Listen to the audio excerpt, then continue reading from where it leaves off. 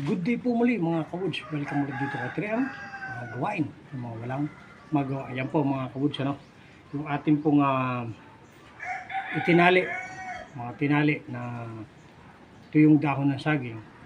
Ito po ay kinuha ko mismo sa mga puno ng saging. Yung pong nakabitin pa. Hindi na siya yung nakalapag sa lupa. At ang dahilan po nun, para hindi po pa siya nakasayad sa lupa or matagal na siya nandun. So dito po, ang ginawa ko ay yung mga nakabitin pa, pero mga tuyo na. Ngayon, ito po yung ating tinali.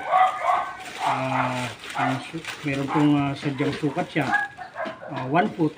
So ito, bababad natin siya sa tubig. Ito po ay bababad natin ng 10 to 12 hours. After 12 hours, ay iahon natin at patutuluan siya.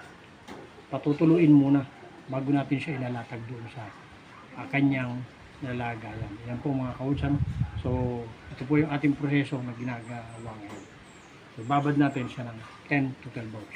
Bangan po mga kawoods sa susunod nating banata dito sa ating inihanda na volva mushroom or kabuting saging. Yan po mga kawoods, ano? So keep on watching. Shoutout po sa ating followers, shoutout po sa ating viewers. Good day po sa inyo lahat.